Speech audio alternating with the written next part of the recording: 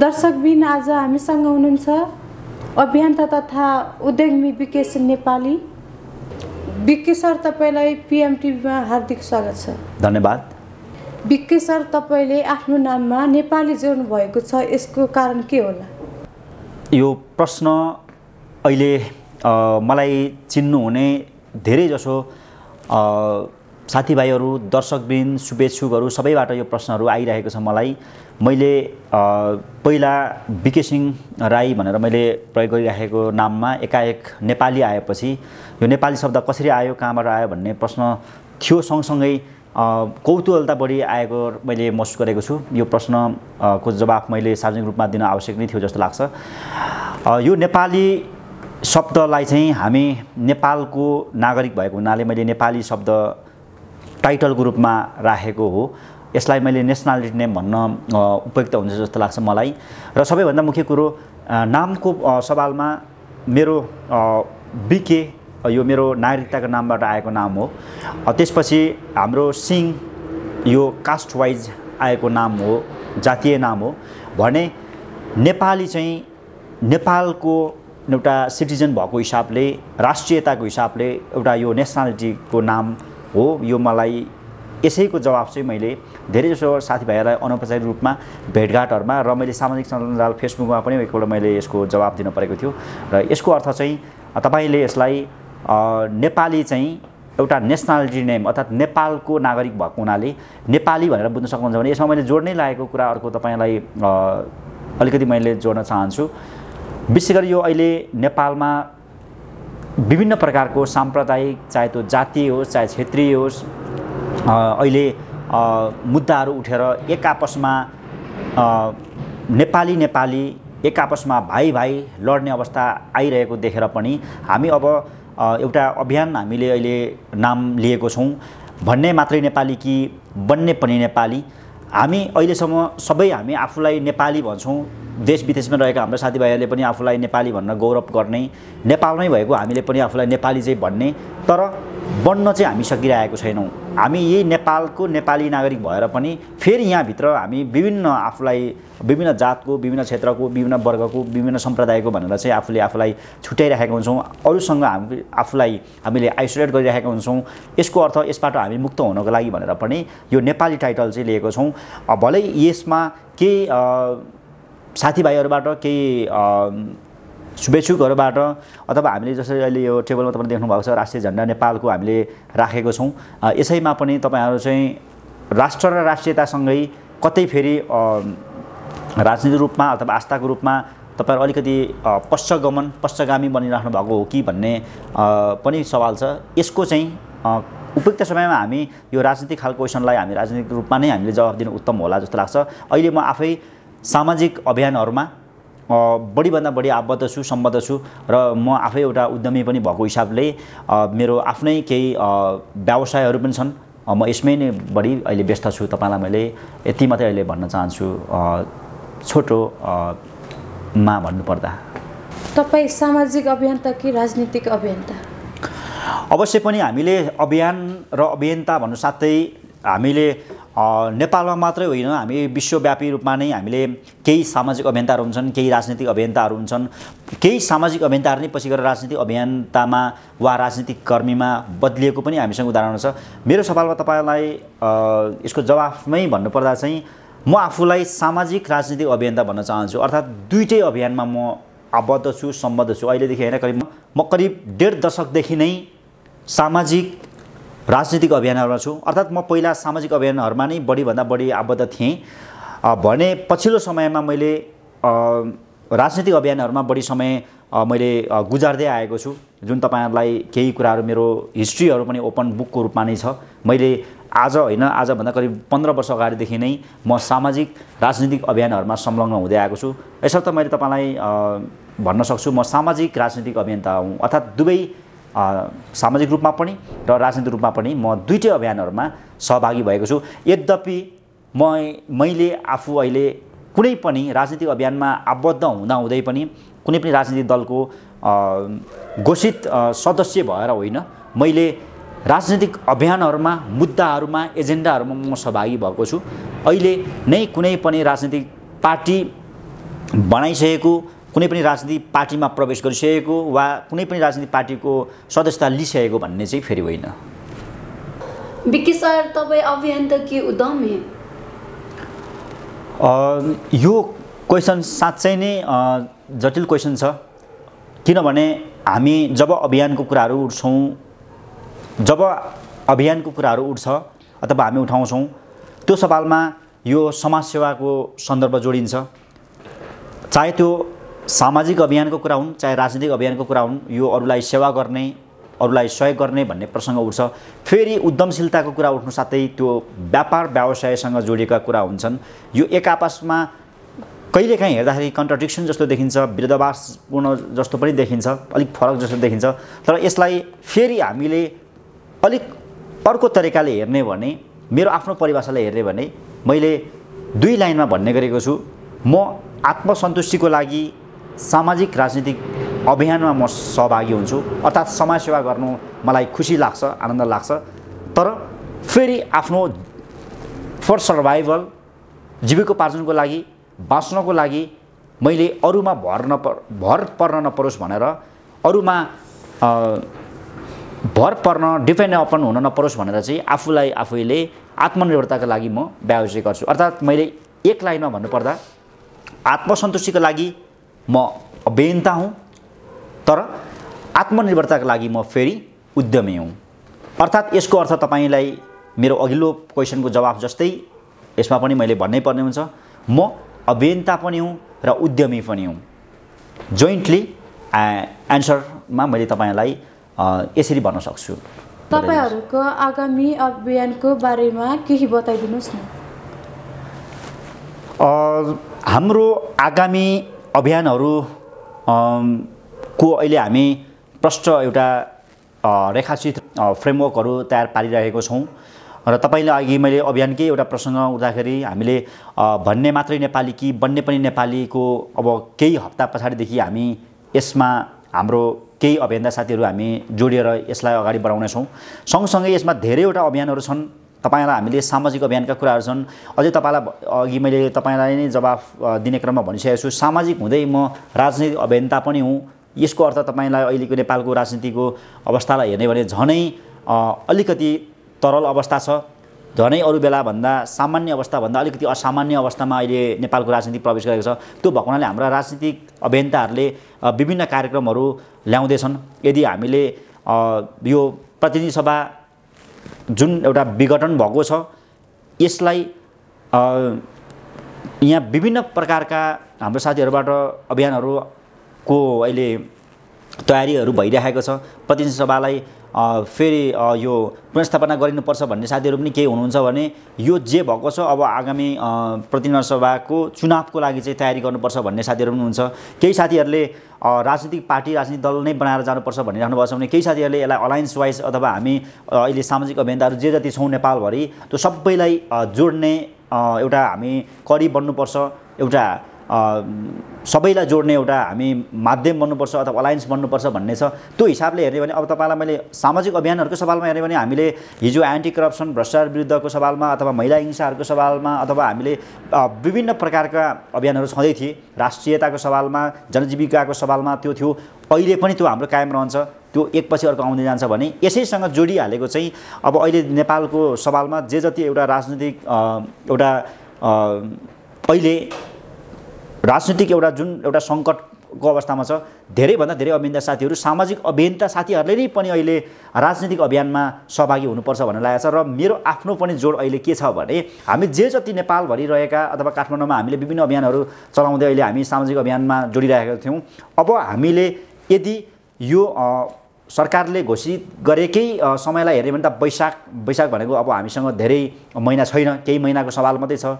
त्यसै बेलामा चुनाव भयो भने वा केही महिना पछाडि नै चुनाव हुने भयो भने पनि हामीले एउटा राजनीतिक रूपमा केही अभियानहरू ल्याउनुपर्छ। अर्थात् हामी सामाजिक अभियन्ता साथीहरूलाई चाहिँ हामीले नेपालभरि रहेका र विश्वमा रहनुभएका हामी नेपाली अभियन्ताहरूलाई चाहिँ back to Nepal, back to home र नेपालमा अब युवा नेतृत्वहरूको आवश्यक छ। युवा नेतृत्वहरूले अगाडि आउनुपर्छ, किनभने अग्रजहरूलाई उहाँहरूलाई धन्यवाद भनेर हामी उहाँहरूलाई बिदा गर्नुपर्छ भन्ने खालको कार्यक्रमहरू छ।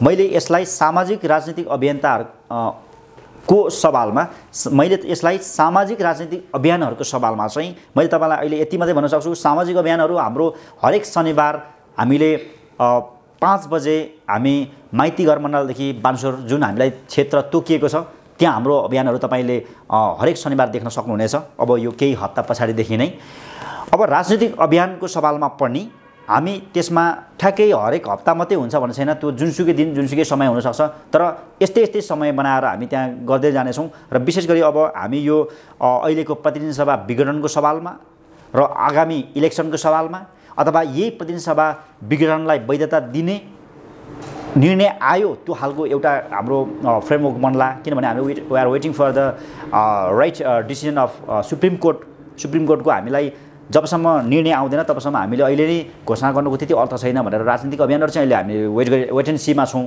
तर यदि सर्वोच्च अदालतले पनि यो प्रतिनिधि सभा विघटनलाई चाहिँ अनुमोदित गर्यो भने अवश्य पनि त्यसबेला हाम्रो सामाजिक अभियान अलिक कम होला, राजनीतिक अभियान अलिक बढी हुन्छ। र त्यसमा अहिले तपाईको यो च्यानलले हेरिरहेको सम्पूर्ण दर्शकवृन्दलाई पनि हामी फेरि पनि आग्रह गर्न चाहन्छौँ, अब हामी जे जति सामाजिक अभियन्ता साथीहरू छौँ हुनुहुन्छ, अब तपाईहरू हामी सब एक हुनु आवश्यक छ। तपाईहरूले आफ्नो ठाउँबाट आफ्नो तपाईहरूको अनुभव, तपाईहरूको योग्यता, तपाईहरूको क्षमता, तपाईहरूको जे एउटा तपाईहरूको व्यक्तिविशेष दखलता छ त्यसको प्रयोग गर्ने बेला आएको छ। र त्यसको लागि एकाकार हुनको लागि पनि म फेरि हार्दिक अनुरोध गर्न चाहन्छु। यो तपाईँकै च्यानलबाट बढ्ने हाम्रो आगामी अभियानहरू त्यो सँगसँगै हाम्रो केही व्यावसायिक कार्यक्रमहरू पनि छन्, यसको लागि पनि मैले फेरि समय छुटाउनु परेको छ। तपाईहरूले आयोजना गर्ने भनिएको लिटर नेपाल 2021 के हुँदैछ? यो व्यावसायिक क्वेसन प्रश्न हो र यो व्यावसायिक प्रश्नलाई मैले अलिकति व्यावसायिक नै भएर जवाफ दिन उत्तम र उपयुक्त जस्तो लाग्छ मलाई। यो हामीले लिडर नेपाल 2021 को यो अहिले हामी तयारीमा छौँ। मैले तपाईलाई अहिलेको जवाफमा अलिकति मैले इङ्गित गर्न खोजेको कुरा यो थियो। तर यो चाहिँ व्यावसायिक पार्ट हो। यो प्रमोसन मास मिडियाले आयोजना गर्न लागेको लिडर नेपालको एउटा सिजन हो।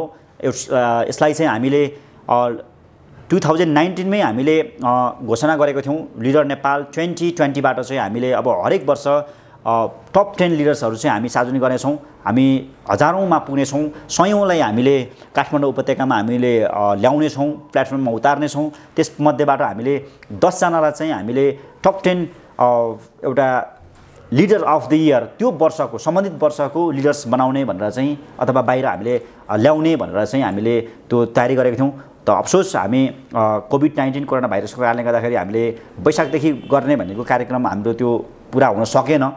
2020 हामी कोभिड-19 एउटा पेन्डेमिक एउटा कोरोनामय भएर बित्यो। तर 2021लाई चाहिँ हामीले अहिले तपाईँले प्रश्न सोधेकै तरिकाले हामी यसलाई रोक्ने अवस्थामा छैनौँ र मनस्थितिमा छैनौँ। यसलाई हामीले फिल्डमा गएर नै हामीले गर्ने हाम्रो अझै पनि कार्यक्रम र सोच छ। तर अहिले कोरोनाको फेरि दोस्रो संस्करण आइरहेको छ, नयाँ प्रकारको कोरोना आइरहेको छ भनेर पनि यहाँ विभिन्न अब स्वास्थ्य एउटा सङ्घ संस्थाहरूले, स्वास्थ्यविदहरूले अथवा विभिन्न हामीले सञ्चार माध्यमबाट मिडियाबाट हेर्दै सुन्दै आइरहेका छौँ। यदि त्यो चुनौती भएको खण्डमा पनि हामीले र पनि यो कार्यक्रम चाहिँ नरोक्ने गरी हामीले बरु प्रविधिको प्रयोग गरेर हुन्छ, मिडियाको प्रयोग गरेर हुन्छ, सूचना प्रविधिहरूलाई अथवा आइटीहरूलाई टेक्नोलोजीलाई प्रयोग गरेर भए पनि हामीले यो कार्यक्रम गरेर छाड्ने भनेको छौँ। र यसको हामी करिब अन्तिम चरणमा पुगेको छौँ। तयारीको हामीलाई यसपालि धेरै समय किन नलागेको भने हामीले 2020 को लागि नै हामीले 2020 को लागि नै कार्यक्रम गर्ने भनेर धेरै तयारी भइसकेको थियो। त्यसलाई हामीले पोस्टपोन गर्न हामी बाध्य भएका छौँ। र अहिलेसम्मकै नेपालको फरक प्रकृतिको फरक प्रकारको यो एउटा टिभी रियालिटी सो पनि हो, प्लस सँगसँगै एउटा सामाजिक राजनीतिक एउटा सामाजिक राजनीतिक र आर्थिक एउटा आयाम बोकेको एउटा कार्यक्रम पनि हो। र यो अहिलेसम्मकै टेलिभिजन रियालिटी सोमा सबैभन्दा लामो, सबैभन्दा अलिकति व्यवहारिक र प्र्याक्टिकल एउटा हलमा एउटा कोठामा नभएर यो चाहिँ फिल्डमै गएर कार्य गरेर देखाउनु पर्ने टास्क चाहिँ परिणाम ल्याउनु पर्ने, जित्नुपर्ने एउटा प्रोग्राम पनि हो। अर्थात् हामीले 6 महिनाको अवधिमा हामीले यो कार्यक्रम सक्ने भनेको छौँ। त्यो हिसाबले हेर्ने भने हामीले नेपाली समयअनुसार हेर्ने भने हामीले वैशाखदेखि नै सुरुवात गर्दाखेरि पनि हामीले असोजमा सकाउने, अर्थात् नेपालको सबैभन्दा अलिकति लामो चाडपर्व भनेर चिनिएको अथवा भ्याकेसनको हिसाबले पनि अलिकति लामो चाडपर्व चाडपर्वको अलिकति लामो भ्याकेसन भनेर चिनिएको दसैँ तिहारभन्दा अगाडि चाहिँ यो अनाउन्स हुने भनेका छौँ। तर यसपालि चाहिँ हामीले फेब्रुअरीदेखि नै हामी स्टार्ट गर्दैछौँ, किनभने हामीले 1-1.5 महिनाको समय अलिकति मार्जिन लिन खोजेको छौँ। हामी अक्टोबरको सुरुमै नै हामी यो अनाउन्स हुने सक्ने गरी सकाउने गर्ने गरी चाहिँ हामी यो कार्यक्रमकोमा छौँ र यसकै अहिले तयारीहरू भइरहेको छ। यो कार्यक्रमको रूपरेखा अलिकति पहिलाको भन्दा हामीले बदल्ने प्रयास गरेको छौँ। हामीले कार्यक्रमको रूपरेखामा पनि अलिकति फेरबदल भएको छ भने हामीले पुरस्कृत हुने लिडर्सहरूलाई पनि अलिकति पुरस्कारको सवालमा पनि पोहोरको भन्दा अलिकति केही बदलिएको चाहिँ अवश्य पनि छ। 2021 को लिडर नेपाल 2021 को तयारी सँगसँगै हामीले त्योभन्दा अगाडि हाम्रो केही जिम्मेवारी र केही हाम्रो कर्तव्यहरू थियो, दायित्वहरू थियो। 2020 को सवालमा लिडर नेपाल 2020 को सवालमा हामीले के गर्ने भन्ने हाम्रो यहाँ छलफल भएको थियो र अन्ततः हामीले यो निष्कर्षमा पुगेको थियौँ कि 2020 लाई चाहिँ हामीले औपचारिकताकै लागि भए पनि, सम्मानकै लागि भए पनि हामीले कम्पिटिसन गराउन सकेनौँ, कार्यक्रम गर्न नसकाए पनि, हामीले नसके पनि, कार्यक्रम गर्न नसके पनि हामीले 2020 मा नेपालमा नेपाली नागरिकहरू मध्येबाट जसले केही योगदान दिएका थिए, दिन सकेका थिए वा दिन सक्ने सम्भावना बोकेका त्यस्ता व्यक्तिहरू हामी 101 युवा लिडर्सहरूको नाम चाहिँ हामीले सार्वजनिक गरेका छौँ र उहाँहरूलाई हामीले उपयुक्त समयमा जे जति अलिक यो हामीले विभिन्न सार्वजनिक कार्यक्रम गर्ने समय आएको अवस्थामा अथवा कुनै समय उपयुक्त समयमा हामी उहाँहरूलाई सम्मान गर्ने कार्यक्रम राखेका छौँ।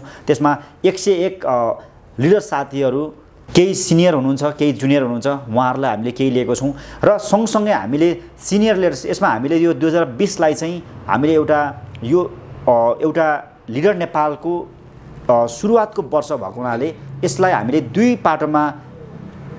भागमा हामीले बाँडेको छौँ। एउटा चाहिँ हामीले 15 देखि 45 वर्षसम्म उमेर समूहका लिडर्सहरूको नाम भनेको छौँ र 15 देखि 45 वर्षभित्रका केही लिडर्सहरूको नामहरू हामी सार्वजनिक गर्दैछौँ। उहाँलाई सम्मानको कार्यक्रम छ 101 जनालाई भने बाँकी फेरि 45 वर्षभन्दा माथि रहेका धेरै सिनियर्स हाम्रा लिडर्सहरू, मेन्टर्सहरू, एडभाइजरहरू हुन्छ, उहाँहरूको पनि हामीले 101 जनाको नाम हामी सार्वजनिक गरिसकेका छौँ, गरिसकेका छौँ र त्यो चाहिँ तपाईँहरूले pmsanchar.com बाट www.pmsanchar.com बाट पनि हेर्न सक्नुहुन्छ भने हाम्रो यसकै विभिन्न हाम्रो सञ्चार माध्यमबाट पनि हामीले प्रसारित हामीले गरिसकेका छौँ। त्यो तपाईँले हेर्न सक्नुहुनेछ र त्यो अन्तर चाहिँ हामीले उपयुक्त समयमा हामीले 101 जना हाम्रो सिनियर लिडर्सहरू, एडभाइजरहरू जस्तो हामी उहाँहरूलाई एउटा शिखर समूह पनि भनेका छौँ। हाम्रा अग्रज सिनियर्सहरू उहाँहरूलाई सम्मान गर्दैछौँ भने अर्को चाहिँ 15 to 45 सम्मका लिडर्सहरूलाई चाहिँ हामीले विदाउट कम्पिटिसन एउटा जस्ट फर एउटा उहाँहरूलाई रेस्पेक्टको लागि चाहिँ हामीले सम्मानको कार्यक्रम गरेको छौँ।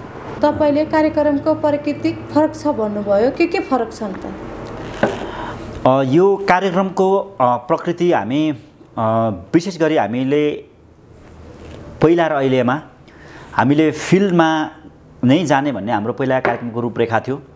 अहिलेको अवस्थामा हामीले फिल्डमै जाने वा यहाँबाटै हामीले विभिन्न अब टेक्नोलोजी सञ्चार माध्यमहरूबाट कार्यक्रम गर्ने बढी हामी अहिलेका हाम्रा एडभाइजरहरू, सल्लाह सुझाव दिने हाम्रा शुभेच्छुकहरूबाट, साथीभाइहरूबाट आइरहेको छ। यो हिसाबले एउटा प्रकृति कार्यक्रमको हामीले फिल्डमा जाने हाम्रो कार्यक्रमहरूलाई अधिकभन्दा अधिक हामी घटाउन खोजिरहेका छौँ, किनभने कोरोनाको सङ्क्रमण अझै पनि सकिएको भन्ने होइन, रोकिएको भन्ने होइन। भलै अहिले यसको अब भ्याक्सिनहरू बनिसकेको भनेको छ, केही ठाउँमा प्रयोगमा आइसकेको छ, विकसित राष्ट्रहरूमा यसको प्रयोग आइसकेको छ। नेपालमा अझै पनि त्यस्तो भ्याक्सिन आएर त्यसको प्रयोग भइसकेको छैन। अझै सामान्य स्तरसम्म, जनस्तरसम्म, नागरिक स्तरसम्म यो कहिले आइपुग्ने यो अझ ठेगान छैन। अब हामीले दोस्रो चरणमा आएको नयाँ प्रकारको कोरोना भनेको छ, अझै यो जटिल प्रकृतिको भनेको छ। यसले के कस्ता चुनौती थप्छन् त्यो अहिले पनि हामीलाई थाहा छैन। यो हिसाबले हामी बढी चुनौती मल्न नपरोस् भनेर र विशेष गरी काठमाडौँ उपत्यकामा नेपालकै आधी भन्दा बढी अथवा करिब आधा आधी सङ्क्रमित रहेको ठाउँमा हामीले नेपालभन्दा बाहिर, काठमाडौँभन्दा बाहिर विभिन्न सहरहरूमा जाने क्रममा उहाँहरूलाई त्रासदी हुनेछ कि काठमाडौँमा त धेरै सङ्क्रमित छन्।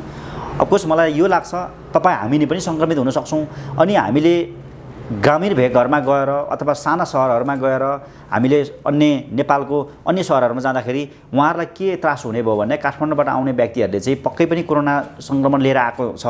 उहाँहरूलाई त्योबाट बचाउनको लागि पनि उहाँहरूको त्यो मनोवैज्ञानिक त्रास घटाउनको लागि पनि हामीले सकेसम्म फिल्डको उपस्थितिलाई कम बनाउने हाम्रो लक्ष्य रहेको छ। कार्यक्रमको प्रकृति भनेको एउटा यो रह्यो।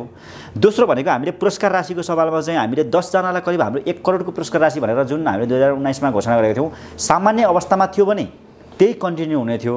तर अहिले यति भयावह र यति असामान्य अवस्था भएको छ, यो not only Nepal but in the world, पुरै विश्वमा नै यो खालको एउटा परिवेश र परिस्थिति सिर्जना भएको छ। त्यो भएको हुनाले हामीले 2019 मा अनाउन्स गरिसकेपछि नै पनि धेरै जस्तो सल्लाह सुझाव दिने हाम्रा शुभेच्छुकहरूबाट हामीलाई आएको थियो। पुरस्कार राशिलाई भन्दा पनि कार्यक्रमको क्वालिटी र तपाईँले दिन खोजेको कुराहरू चाहिँ मा ध्यान दियोस् भनेको थियो। त्यो हिसाबले पनि हामीले पुरस्कारको राशि केही फेरबदल भएको छ। हामीले यसपालि अपार्टमेन्ट र कारहरूलाई बरु घटाएर सवारी साधनहरूको सवालमा हामीले बरु बाइक स्कुटर नै किन नगरौँ, अथवा त्योभन्दा साना अन्य खालका प्याकेजिङ हाम्रा प्राइजहरूलाई अलिक बढी जोड दिने र बरु हामीले 2020 मा हामीले अनाउन्स नभएको, घोषणा नगरेको अहिले हामीले एउटा लिडर्स भनिसकेपछि, चाहे त्यो सामाजिक रूपमा होस्, त्यो आर्थिक रूपमा होस् वा राजनीतिक रूपमा होस्, जुनसुकै प्रकारको लिडर्स चाहिँ एउटा सानो क्षेत्रमा मात्रै रहेर, सानो स्थानमा मात्रै रहेर होइन, उसले पुरै विश्वलाई देखेको हुनुपर्छ, विश्वलाई चिनेको हुनुपर्छ, अध्ययन गरेको हुनुपर्छ भन्ने हामीले हिसाबले अहिले हामीले यो वर्ष चाहिँ केही देशहरू अहिले अब र पनि हामीले युरोपहरू अन्य देशहरू जान सक्ने अवस्थाहरू छैन। एसियन कन्ट्रीकै केही कन्ट्रीहरू जस्तो हामीले अहिले हङकङ, थाइल्यान्ड र सिङ्गापुरलाई चाहिँ हामीले प्रपोजलको रूपमा ल्याएको छौँ। 3वटा मध्येमा 3वटै देश हुनसक्छ वा मिनिमम एउटा देश घटीमा हुनसक्छ। एउटा देश चाहिँ निश्चित नै हुन्छ। चाहिँ हामीले हाम्रा विनर्सहरूलाई, हाम्रा लिडर्सहरूलाई चाहिँ हामी उहाँहरूलाई भ्रमणसम्म गराउने हाम्रो तालिका बदलेको छ। यो फरक पनि यो मुख्य यो दुईटा हो। बाँकी अन्य पनि साना तिना केही चेन्जेसहरू त अवश्य पनि आएको छ। अझै अहिले हामीले सोचेको भन्दा भोलि गएर यो कार्यक्रम गर्ने क्रममा के कति फरक ल्याउनु पर्ने हो, त्यो अझै हामी अहिले जुन एउटा तरल परिस्थिति भएको हुनाले, स्वास्थ्यको हिसाबले हेर्ने भने स्वास्थ्यको हिसाबले हेऱ्यो भने स्वास्थ्य सङ्कटकालीन अवस्था भएको हुनाले कसैबाट, संस्थाबाट, गभर्मेन्टबाट, सरकारबाट घोषणा नभए पनि अहिले हामी स्वास्थ्य सङ्कटकालको अवस्थामा छौँ। यो सङ्कटकालको अवस्थामा सबैभन्दा पहिला भनेको त बाँच्नु नै हो, स्वस्थ जीवन जिउनु नै हो। यसलाई ख्याल गर्दै हाम्रो कार्यक्रम अगाडि बढ्नेछ। अर्थात् भोलि गएर हामीले अहिले परिकल्पना गरे जस्तै अथवा अहिले हामीले घोषणा गरे जस्तै योभन्दा जटिल स्थिति आयो भने त्यसबेला फेरि हामी कति कुरामा अझै खुम्चिनु पर्ने अवस्थामा आउँछन्, कति कुरामा हामी ब्याक हुनुपर्ने अवस्था आउँछ। अर्थात् त्यही बेलामा हामीले कार्यक्रमको रूपरेखालाई, मोडेललाई हामीले अझै अर्को तरिकाले हामीले मोडिफाई गर्नुपर्ने स्थितिमा आउँछ। यो कुराको लागि पनि हामीले त्यही भएर यसपालि हामीले ठ्याक्कै यही गर्छौँ भनेर लिखित रूपमा हामीले जड भएर होइन, अलिकति हामी डाइनामिक र गतिशील भएर चाहिँ यो कार्यक्रमलाई सघाउनुपर्छ भन्ने हामीले लागेको। हाम्रो कार्यक्रमको रूपरेखा र प्रकृति भनेको फरक त्यो हो। बिक्की सर, तपाईँलाई समय र संवादको लागि हार्दिक धन्यवाद। हस्, तपाईँले पनि मेरा आफ्ना भनाइहरू राख्ने अवसर दिनुभयो, यसको लागि धन्यवाद तपाईँ र तपाईँको टिमलाई। भन्ने मात्रै नेपाली कि बन्ने पनि नेपाली।